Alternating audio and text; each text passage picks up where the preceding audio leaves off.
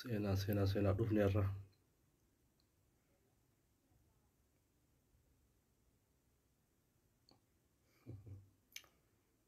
Yaadame.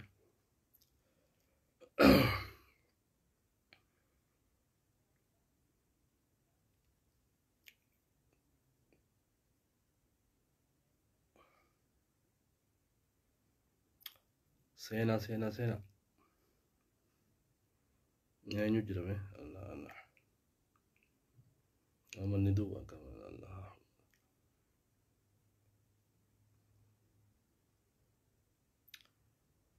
Seenaa mata duree qiyyaas argitanii jirtanii haaman mari'annume.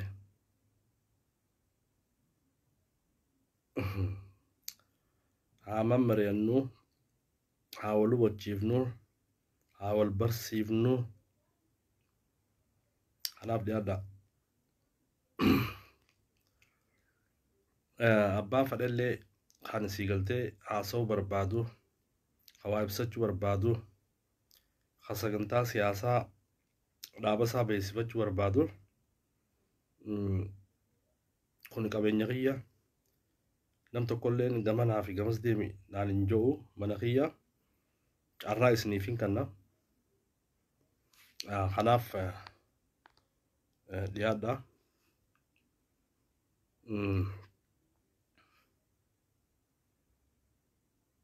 Seenaa.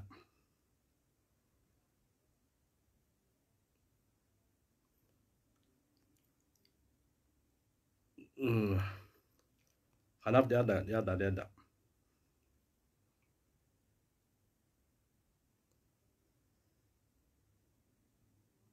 Ayyeegaa. Namni illee irratti haa dhufu. Kanaaf irraa seenaame.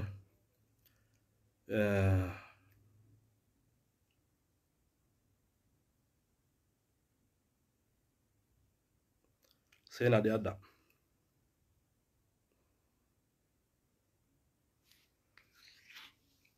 Seenaati.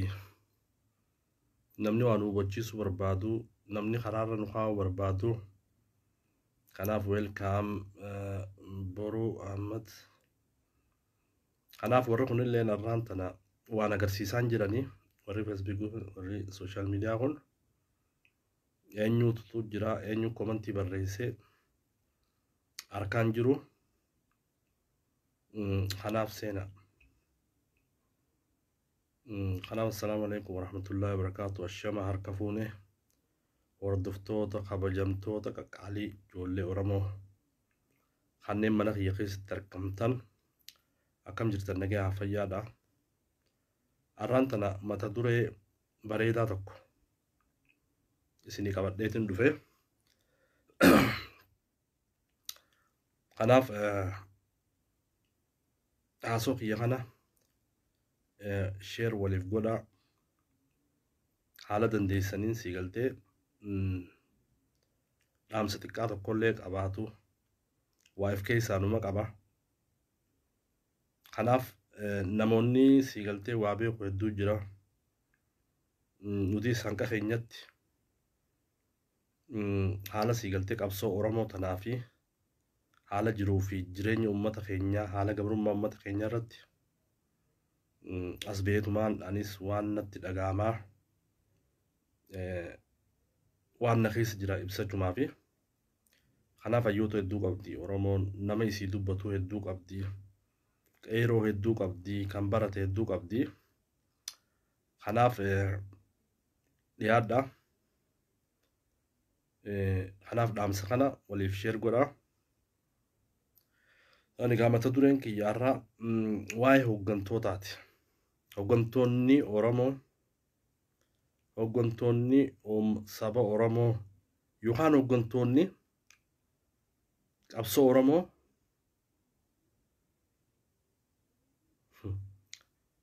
kan saba keenya kana ganan kan sii galtee faayidaadhaaf gama ganda warra naftanyaatti kutan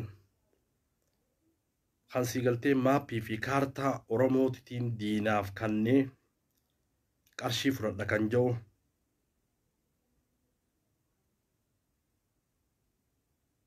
Boru fayyaa ta'e galatuuf akkasuma jecha tokko dubbannee beektaa saba keenya kanaaf onna jechuun ara namni kun hundinuu addunyaa tanarraa waan deemu waan takka as guba baanee uummata keenya hubachiisuun faayidaa qaba. Kanumaaf sii galtee dubbachaa jirra. Kanaaf fayyaa ta'e. Kanaaf waa'ee hooggantoota Oromoo kana hooggantoonni yeroo hundaa'u sii galtee akka saba keenyaatti yeroo hunda qabsoon Oromootu sii galtee iddoo itti bashannananii miti. Qabsoon Oromoo wareegama nama gaafatti. Qabsaa'uu wareegama nama gaafatti. Wareegama barbaachisaa, murannoo barbaachisaa, kutannoo barbaachisaa. Kana hunda keessa dabartee jirti murannoo fi kutannoo waan dirree qabsoo irratti sii galtee fatanaa dirree qabsoo irratti qorumsa dirree qabsoo keessa si mudatu hundaa'u irra dabartee sii galtee hoogganaa jabaa tokko taata.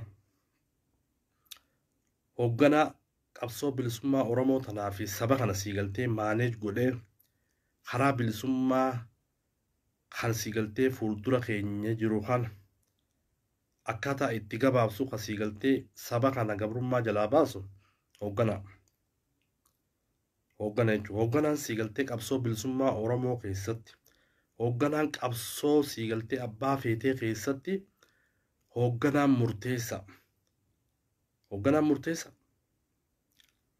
Kanaaf amma yoo kan laallu taate hooggantoonni Oromoo dhugaa dubbachuudhaaf hooggantoonni qabsoo bilisummaa Oromoo tanatti qabsoo uummata Oromoo tanarra cichuudhaan qabsoo tana faayidaa mataa ofiitiif dabarsanii diinaa hin kenninu jechuudhaan warri qabsoo tana tirsaa jiran warri qabsoo tana oofaa jiran hedduu jira. Warra murannoo qaba jechuudha. Kanaaf warri sii galtee dirree qabsoo keessatti obsa dhabee sabrii dhabee hoogganuu dadhabee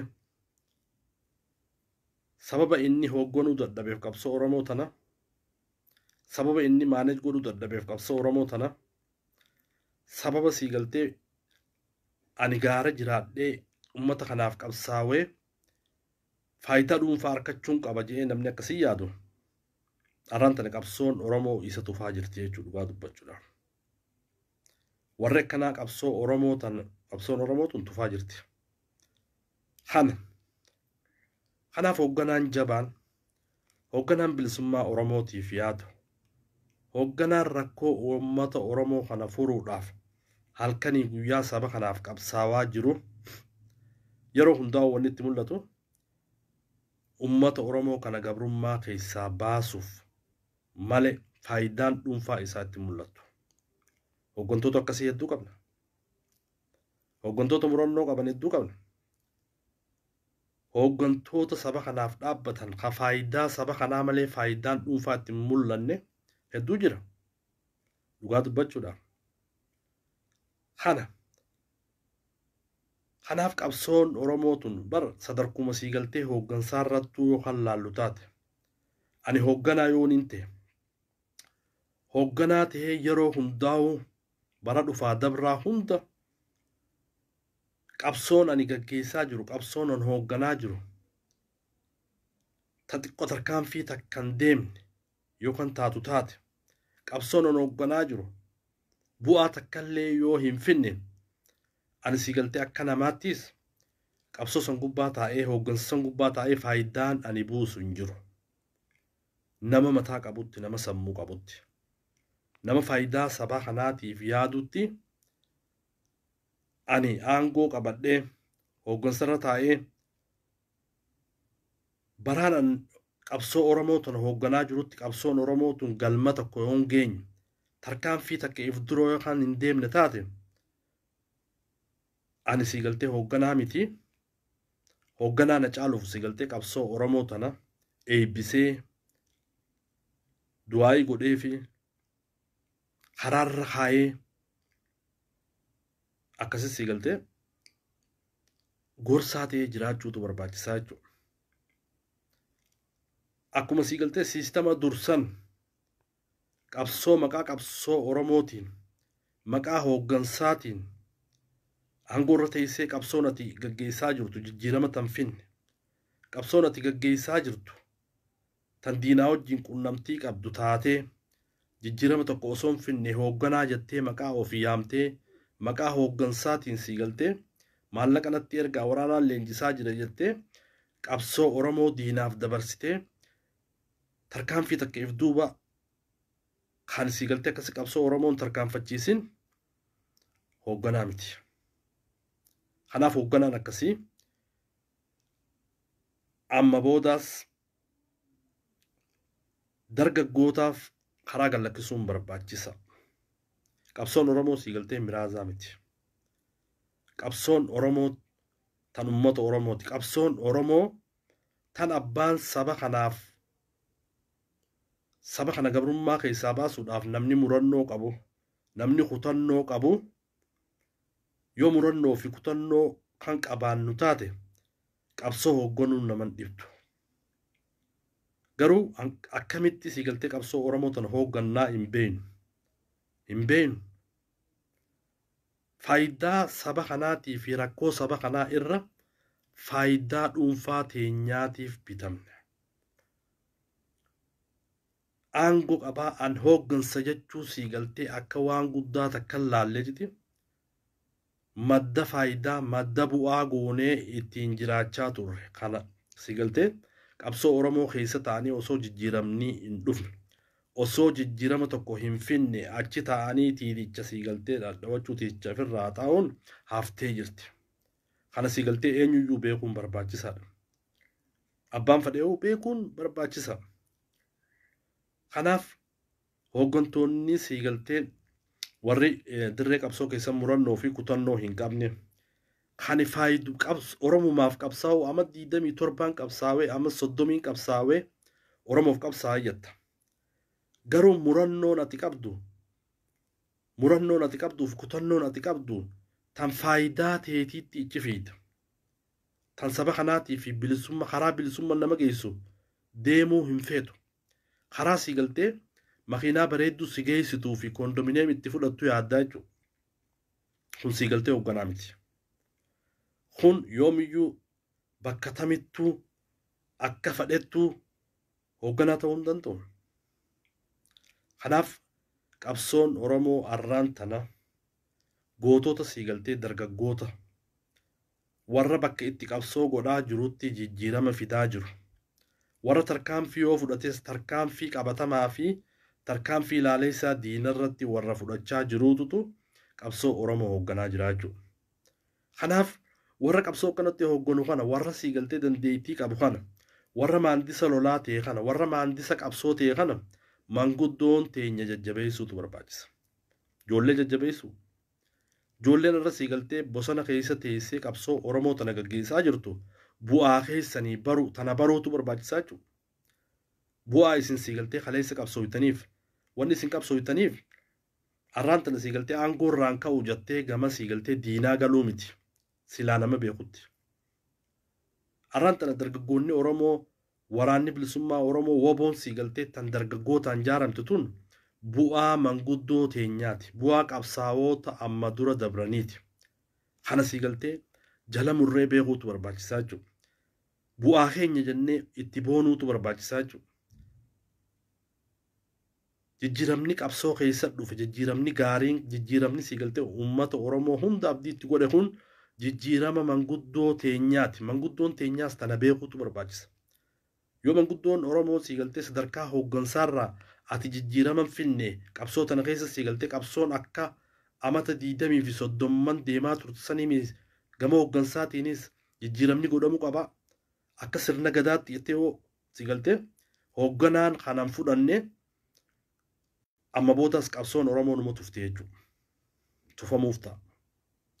Kana sii galtee namni qabsoo Oromoo jaalatu hooggansan jaalatu dhugaa dubbachuudhaaf wanni inni jaalatu maali? Bilisummaadha. Uummata Oromoo kana gabrummaa keessaa baasuudha. Namni dhugaa, namni kaayyoo qabu, namni saba kanaaf quuqama qabu, wanni inni yaadu Hooggansarratti akkamiin baa shiraan sii galtee hooggansarra bahuu miti kaayyoon isaa. Kaayyoon isaa namni dhugaa kaayyoon isaa uummata Oromoo kana gabrummaa jalaa baasuudha. Utuu hoogganaa akkanaaf beeknaa jechuudha. Hooggantoonni amma qabsaawaa jiran, dargaggoonni amma qabsaawaa jiran biyya keessaa dargaggoota sii galtee faayidaa ofii dura faayidaa saba kanaa uummata Oromoo kana bilisummaa gara bilisummaatti geessuuf uummata Oromoo kana gabrummaa jalaa baasuudhaaf warra halkanii fi guyyaa qabsaawaa jiruutu qabsoo Oromoo tana hoogganaa jira. Kana sii galtee manguddoon teenya itti boonuu qabdan. Itti boonuu qabdan. Qabsoon irra sii galtee ijoolleen Oromoo waraanni bilisummaa Oromoo gaggeessaa jiru kun bu'aa keessanii itti boonaa. Kana itti boonuu dhiiftanii deemtanii yeroo hooggansarraa isin kaasan yeroo jijjiirama fiduu dadhabdan deemtanii sii galtee qabsoo Oromoo tana gurgurtanii faayidaa barbaaddu jechuudha. Kanaaf akka malee sii galtee amata 40 fi amata 35 amata 37 qabsaawaa jette manguddoon teenya. Duba sadarkaa hooggansa irra jirturraa jijjiirama fiduu dadhabda. Yeroo jijjiirama fiduu dadhabde hooggansarraa si kaasan yeroo si kaasan deemteeti bilisiginnaa wajjin walii galtee bu'aa barbaadda. Bu'aa barbaadda. Qabsoo Oromoo ta kaleessa amata 40 fi 30 itti qabsooyti asiin geessisan taanaatti gad deebitee sii galtee tana balleessuudhaaf propagaandaa diinaa fuutee diina jala galtee sii galtee kondominiyeemii fi makiinaa barbaaduudhaan maqaa kee if balleessaa jirta if dhabamsiisaa jirta. Kun qaanyii guddaa. Manguddoo teenyaaf kun qaanyii guddaa.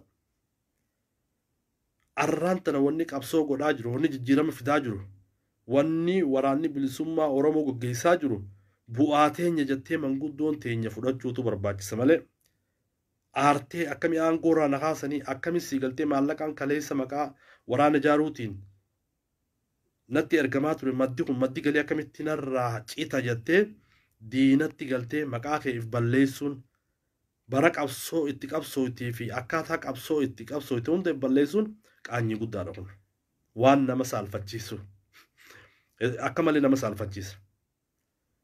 Kanaaf wallahi dhugaa dubbachuudhaaf waan akkanaa tana amma fakkeenyaaf ati sadarkaa hooggansaatti hooggansa jabaa bar amma wanni jiru beektaa wanni Oromoon wanni sii galtee qabsaa'onni Oromoo jaan qabsoo tana sii galtee yoo qabsoo dadhabne ilmaan itti guddifnaa ilmaan itti dhalla jechuun hanuma wanni sii galtee jaarraa abbaa gadaatii fi waaqoo guutuutii fi taaddasa birruufaan kaleessa jechaa jiran hanuma jechuudha.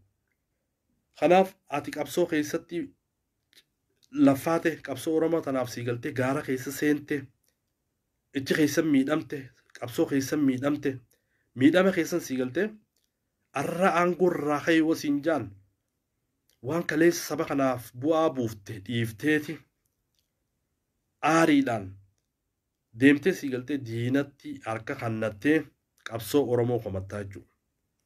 Duuba kiseechi dheeyite xiqqeenyaatu si qunnama malee faayidaa akkasiin fiddu. Amma fakkeenyaaf warri qabsoo Oromoo arra kaleessa gane warri magaalaa Finfinnee keessatti walii qabame arraan tana bilisiginnaa biraayis akka dhabaniiti mootummaa tana biraayis akka dhabanii Oromoo miliyeena 60 bira akka dhabanii warra mataan garagalee jiru jira jechuudha. Duuba warra mataan garagale manguddoo sii galtee ilmaan isaaniitiif hinaaftu warra hinaaffaan san diinatti isaan galchiteetti makamee cugollichi denge waan qaanyi kun waan qaanyi amata 40 fi amata 37 amata 40 qabsaaween haftee jirti. Waan hedduu nama qaanfachiisaati. Waan hedduu nama qaanfachiisaati. Kanaaf dhugaa dubbachuudhaaf arraan tana wanni beekamu qabu qabsoon Oromoo qabsoon ijoolleen Oromoo gaggeessaa jirtu abbaan fadhe namni fadhe kayyoo tanarraa yoo kan gara galu taate qabsoon tun haram muramteeti qabsoon Oromoo dhabamtii bira kuti hin danda'amtu. Sadarkaa sii galtee qabsoo Oromoo ati diina galtee kaartaa fi siigaltee siistama qabsoon itti deemtu san diina galchitee maallaqa fudhattee qabsoo Oromoo tanaan of duuba deebisa kan jettee yaaddu taate dogongoraa beeka. Kana qaanyii guddaadha kun. Manguddoo irraa qaanyii guddaa. Manguddoon jijjiirama amma qabsoon Oromoo keessatti dhufe. Qabsoo bilisummaa Oromoo keessatti dhufe. Bu'aa keenya jennee manguddoon bu'aa keessanii itti boontanii yeroo qabsoon akkana saffisaan deemaa jirtu tana bu'aa kiyya jettee fudhachuutu sirraa eegama malee aariidhaan jijjiirama fidu dadhabdee yeroo hooggansarraa si kaasan deemtee koondomineemii fi makiinaa caccabxuu sanii jecha hooggantoonni amata 40 fi 50 Oromoof hin qabsaa jiru diinatti yeroo harka kannatu hedduu nama qaanfachiisa. Nama qaanfachiisa. Akka malee nama qaanfachiisa. Saalfii guddoodha.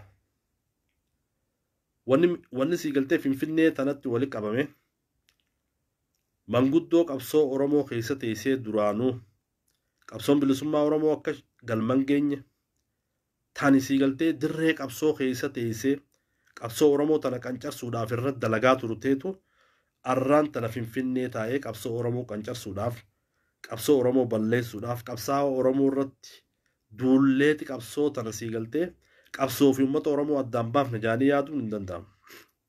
Kun qaanyii guddaa. Arraan tana siigaltee sanbira kunnee jira. Arraan tana hoogganni maandisoonni qabsoo Oromoo, ijoolleen Oromoo warra siigaltee barumsaan sadarkaa nam tokko ittiin qixxaatu hin jirre. Maandisoota qabsoo, maandisoota waraanaa, maandisoota qabsoo bilisummaa Oromoo hoogganaa jira. Kana siigaltee ittiin boonna. Kana ittiin boonna. Kun siigaltee abdii uummata Oromooti. Dhugaa dubbachuudhaan. Haasawni kaleessa siigaltee gaafa Oromoon waraana bilisummaa Oromoo gaafa Oromoon siigaltee marroo irratti Oromoon hundinuu gama siigaltee bilisiginnaa gama abiyoota. Oromoon hundi goortee marroon akka goluuf irra duulaa Oromoon tun hundi turte. Jaalmarroon nama ejjannoo fi kutannoodhaan ani yooniyyuu waan biraa kaniin bilisoomsu dhabe bineensa Oromiyaatiin bilisoomsa je'ee nama akkasi cichee arraan tana rabbiin siigaltee jaalmarroo kanaan Oromoo dhaqqabee jechuudha. Hoogganaa akkanaa kanaan siigaltee qabsoo Oromoo qabsoo bilisummaa Oromoo hoogganaa akkanaa kanaa qabsoo tana siigaltee qabsoo tanaan deemaa jira. Hoogganaa akkanaa kanaan siigaltee jijjiirama fidaa jira. Hoogganaa akkanaa kana hoogganaa murannoo qabu hoogganaa kutannoodhaan qabsaawaa jiru maandisa qabsoo maandisa bilisummaa Oromoo maandisa qabsoo bilisummaa Oromoo akkanaa kanaatutu qabsoo Oromoo hoogganaa jira. Arraan tana siigaltee amata 40 fi 50 manguddoon teenyoo qabsooytallee faayidaa ijoolleen fidde tana fudhachuun dirqama. Faayidaa ijoolleen fidde faayidaa siigaltee qabsoo bilisummaa Oromoo keessatti ijoolleen fidde tana fudhachuu dadhabnee mataan nu dhukkubee diinaggallee qabsoo tana achi teenyee siigaltee naftanyaa wajjin qabsoo Oromoo komachuun xiqqeenya kun.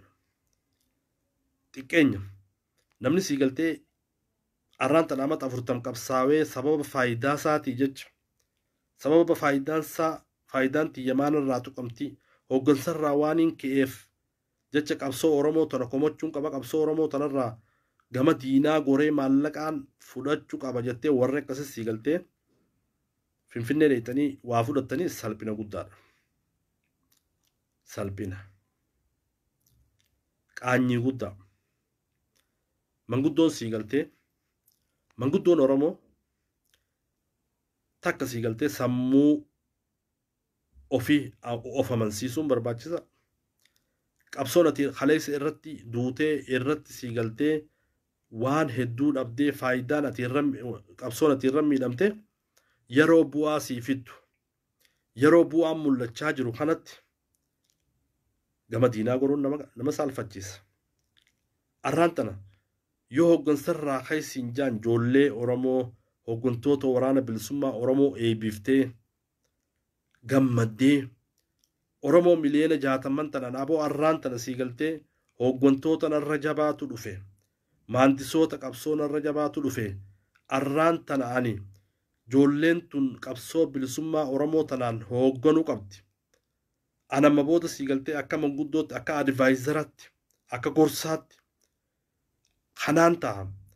Oromoon kanaafuu jireenya kiyyamu booda haa jiraadhu gorsaa taheetiin yaa Oromoo dooraala tokko tokko qarshi 10 qarshi 5 na gargaaraa na gadhaabaa na jaaraa watte Oromoon siigaltee biliyeena sii baasuu danda'an jechuudha. Oromoon biliyeena sii baasuu danda'a. Ni laffaate kalee qabsoo irratti duba kanan laffaate angorraa hayoo sinjaan dargaggeessaaf warra siigaltee hooggana tahee hoogganaa siigaltee waraanaa wajjin qabsoo godhu kan dhaabbatee qawwee dhukaasu arraan tan hoogganaa akkasiitiif karaa gallak sinjaan yoo aartee mataan si dhukkubee finfinnee dheeyitee siigaltee waan biraa kan odeessu taate qaanyiidha. Kun qaanyii guddaa.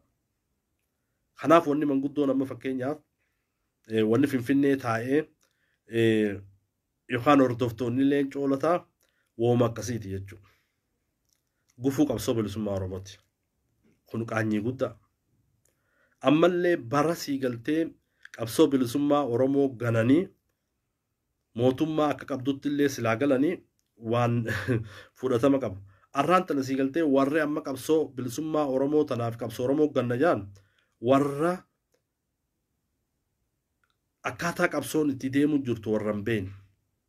Akkaataa siigaltee akkaataa siistamni waraana bilisummaa Oromoo ittiin qabsaawaa jiru warra hin beekne. Mootummaan tun wanni sirraa eeytu fakkeenyaaf warra akka Goollicha Dhengeetis mootummaa wanni sirraa eeytu siistama waraana bilisummaa Oromoo akkaataa waraanni bilisummaa Oromoo itti deemu jiru. Keessoo waraanni bilisummaa dadhabinni keessoo waraana bilisummaa Oromoo kana maalii sirraa eegan jechuudha. Ati ammoo waraana bilisummaa Oromoo ijaanuu harkitee hin beektu. Waraanni bilisummaa Oromoo siigaltee siistama kaleessatti qabsaawaa ture san irra hin jiru jechuudha. Arraan tana gabaasni ati qabattee deeyite siyaasaan ati finfinneetti galteen miizaana irra gizee kaayaan miizaana siin kaafne yaa Goollicha Dhengee. Beektaa siyaasaan takka yeroo ati deemtee diinatti galtuu miizaana irra kaanii warri bilisiginnaa kun sirraa mazzanatee miizaana yoo haasaniif isaaniif faayidaa guddaa. Arraan tana miizaanan kaafneef jechuudha. Nama lamaa wajjin hin galle. Akkaataa siigaltee kaartaa wayii akkaataa qabsoon itti Oromoo itti gaggeeffamaa jiru barreeffama xiqqaa tokko harkatti qabattee hin galle. Kanaaf yeroo gabaabduu keessa siigaltee warra kana qabsoo Oromoo gane kana isin ari'uuf taane jechuudha. Kana fakkeenyaaf qaanyii guddaa siigaltee manguddoon Oromoo sa'aa tanatti sa'aa mootummaan kufuudhaaf lulachaa jirtu tanatti makiinaa barbaadaaf kondominiyeem barbaadaaf finfinnee galtanii qabsoo Oromoo irratti ololoofuun qaanyii guddaa. Qabsoon Oromootii fi waraanni bilisummaa Oromoo oboon sadarkaa ololaan sadarkaa siigaltee olola gallakiftee qabsoo tana diiduu bira dabartee jirti. Kana beekuun barbaachisaa. Kana beekuun barbaachisaa dhugaa dubbachuudhaaf.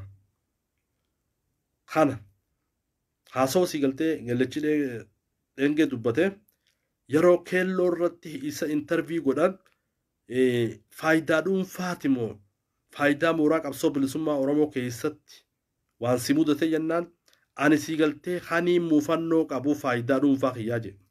Faayidaa dhuunfaa kiyyaa jedhe. Faayidaa dhuunfaa kiyyaa jedhe. Kanaaf waan siigaltee qaanyii guddaa. Ammallee waa'ee waliigaltee TPLF fi waraana bilisummaa Oromoo jidduutti gaggeeffame irratti intervii keelloo wajjin godhame irratti jecha tokko hin dubbanne Gallachi Dhengee. Arraan tana siigaltee masaraa taayee masaraa Abiyoot Gizee dhaqee wanni niin takka siigaltee gamana galeef wanni harka kannadheef wanni niin nafxanyaaweef qabsoo bilisummaa Oromoo takaleessatti laffa'aa turre juntaa deebisuu fi waan godhame kana mormeeti je.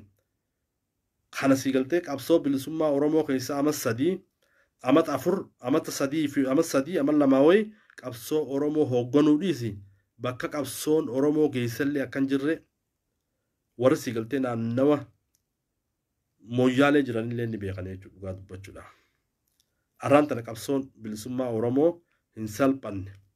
Qabsaawaa amata 40 fi ama 50 qabsaaweetutu nafxanyaawee nafxanya gale. Kun salphina guddaa. Kun qaanyii guddaa nama saalfachiisa. Kanaaf manguddoon saalfiin beene. Manguddoon siigaltee abaa'oo hiiltan jettee qabsoo Oromoo tana gurguruudhaaf warri Finfinnee ta'aa jirus Kakaaraa Soofaanis Ardaasaa maal jaanii Toleraa Adabaa faayidaa takkan qabdan. Faayidaa takkan qabdan bilisiginnaa biraa fudhataman qabdan. Ummata Oromoo miliyoona 60 biraa fudhataman qabdan. Garuu isin qabsoo Oromoo tana kuffisuudhaaf hiiltan irratti abaa'oo hiiltan jaamtanii yeroo ijaaramtan mootummaan tun isinif fayyadamtee abaa'oo akka diigan isin godhu ture. Garuu mootummaan deemee mootummaan isin abaa'oo hiiltan jettanii siigaltee taaraarsoo jettanii yeroo dhaabdan arraan tana faayidaa dhabdanii filannoo sanillee osoo hin seeniin qaanyiidhaan siigaltee saalfiidhaan Finfinnee keessa jirtanii jechuudha. Waan nama saalfachiisaati. Arraan tana siigaltee Finfinnee keessa haatanii jiti laaqana nu nyaachisaa jettan qaanyii guddaa booddeen teessan tana. Namni siigaltee Oromoo ganee xiqqaata bakka hundatti. Namni rabbiin na haa baasu jiru namni jireenya isaatii fi umrii dheerachuu fi siigaltee barakaa barbaadu Oromoo jabeessi. Uummata Oromoon ganiin uummata Oromoo miskiina akka qabu kana bira dhaabbadhu qabsaawe faayidaan teessitti mul'atin faayidaa sabaatiif du'i. Namni siigaltee jiraachuu fedhu akkana ta'uu qaba. Namni ammoo dhaabamuu barbaade addunyaa irratti xiqqaachuu barbaade akkuma uummata kanaati. Uummata siigaltee qabsoo Oromoo diiguudhaaf Oromoo balleessuuf Oromoo hamilee cabsuudhaaf warra deemee bilisiginna isaa tana makame warra siigaltee rabbiin illee jibbe warra sabni kun illee jibbe warra xiqqaataa warra kan qabne dhugaa dubbachuudhaaf booddeen waa tolchuun beektaa du'aayi ajaa'ibaati. Arraan tana akkas. Kanaaf qabsoon Oromoo arraan tana siigaltee waraanni bilisummaa Oromoo guyyaarraa guyyatti lafa Oromoo Oromiyaa tana to'achaa jira. Waraana siigaltee shiftootaa kana booji'aa jira. Qabsoon Oromoo taani siigaltee ati garaa kee guuttachuudhaaf Finfinnee dheeyitee miidiyaa irra odeessitee of duuba deebituu miti. Tana beekuu barbaachisa. Ammallee siistama qabsoo Oromoon beektu. Silaa siigaltee garrii guddoo fudhattee afuufteewuu qabsoon Oromoo of duuban deebitu. Tana beekuu barbaachisa. Kanaaf qaanyii guddoo keessa jirtan. Arraan tana saalfattanii jirtan. Barri qabsoo ati lakkaawwattu si jalaa badee jira. Qaanyootee jirta. Uummanni Oromoo kan duraan siigaltee magaalaa Finfinnee keessa si arkee jumaa sii bitu, hani foon sii bitu, hani farshoo si obaasu, arraan tana si dheessaa jira. Diina uummata Oromoo jee si dheessaa jira. Uummata Oromoo gante jee si dheessaa jira.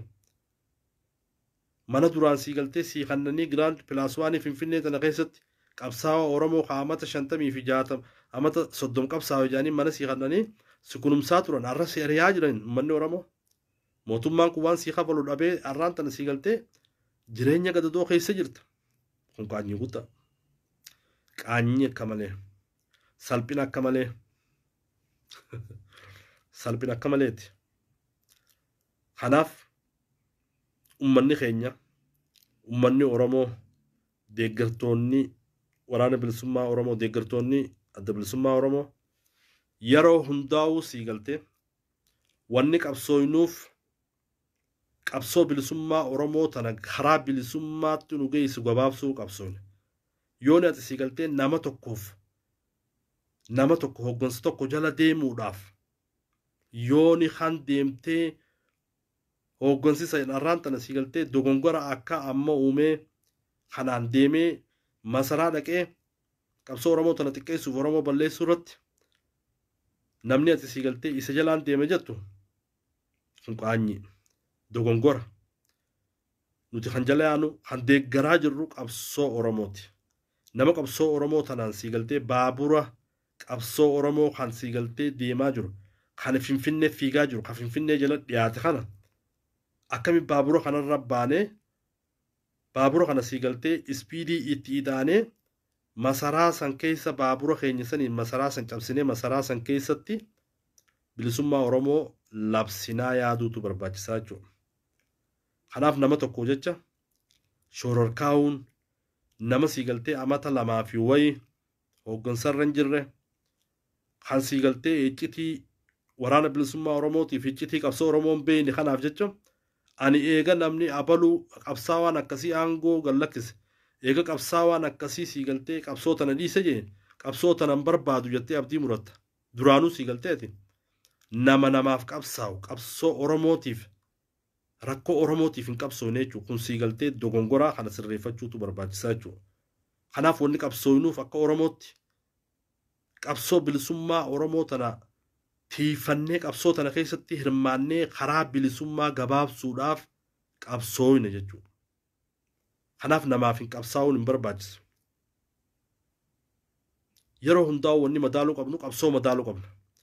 Qabsooni madaallaa hoogganaa jabaa siigaltee akka inni jabaatee qabsoo Oromoo tana hoogganu godhuu irratti jajjabeessuu qabnaa jechuudha. Jajjabeessuu qabna. Kanaaf uummanni keenyaaf ilaaluutu barbaachisaa. Har'aan tana namni Oromoo gane namni siigaltee uummata miliyoona 50 gane addunyaa irratti illee nama faayidaa ta'uu miti.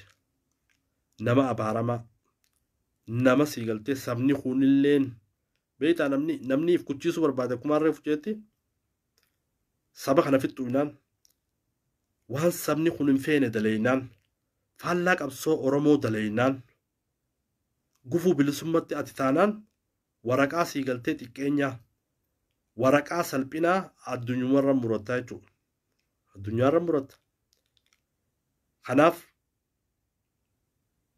manguddoon teenyalleen taganaa ammallee tani siigaltee hooggansarra hin jirre tani siigaltee sababa ijoolleen dargaggeeyyiin Oromoo hooggantoonni qabsoo bilisummaa Oromoo hooggantoonni oboo warri maandisoota qabsoo hoogganaa jiru kanatti hinaaftee jijjiirama isaan fidan kanatti hinaaftee hinaaffaan mataa si garagalchitee Finfinneetti ammallee warri deemuudhaaf qophaa'aa jirtu qawaa'ee qabsoo Oromoo hin beeytu siistama qabsoo hin beeytu. Kanaaf uummanni Oromoo isinirra beekee jira jechuudha. Isinirra beekee jira. Rabbiin siigaltee salphina keessaa isin haa baasu silaa'uu warra salphina keessaa ba'u miti. Kanaaf qabsoon Oromoo tani ati taphattuu ni miti. Taayyeen faan hooggantoota amma fakkeenyaaf Gallacha Dhongeetii fi warra kana waan guddoo isinirraa eegaa jira. Isin iccitii takkallee hin beeytan waraana takkallee qabattanii siigaltee biyyan dheeyne masaraan dheeyne amaarinuu siigaltee isin balleessuudhaaf isin ka'aa jira. Silaa irraati qabsoo bilisummaa Oromoo tanaaf qabsoo Oromoo tana diiguudhaaf silaa iccitii jajjabaa geessite warri dura gabbeehee sifaarsu warra naftanyaati. Har'aan tana waa'ee qabsoo bilisummaa Oromoon beeytu waa'ee waraana bilisummaa Oromoon beeytu salphina guddaatu si qunname jechuudha. Mootummaan tunilleen har'aan tana makiinaa fi koondomineem sii kannanillee yeroo gabaabduu booda magaalaa Finfinnee keessa deddeemtee laaqana na nyaachisa faxara na nyaachisa akka jettu shakkiin qabu jechuudha. Shakkiin qabu. Kanaaf manguddoon teenya waa barachuutu barbaachisa. Ijoollee eebbisa qabsoontu yoo kan jijjiiramtu taate bu'aa kiyya ji'ii itti amanii bu'aa keetti gammati. Kanaaf an kanumaan jechuu barbaada. Fayyaadaa galatooma injifannoon uummata Oromooti. Karaan bilisummaa tinu geessu waa xiqqummaatu hafee. Kanaaf abdiidhaan jiraachuu qabna qabsaa'uu qabna. Qabsoon nuti qabsoonu qabsoo dhuunfaa kiyyaaf jijjiirama dhuunfaa kiyyaatiif hin qabsaa'u osoo hin taane bilisummaa Oromoo fiduudhaaf hin qabsaawaa murannoo fi kutannoo warra ta'uutu barbaachisa. Rakkoo saba keenyaa kana furuudhaaf halkanii fi guyyaa waraana bilisummaa Oromoo wajjinis taanee itti makamnee qabsaa'inee mootummaa nafxanyaa tan ofirraa kaasuun yeroon isii amma. Kanaaf galatoomaa fayyaadaa nagaan jiraadha.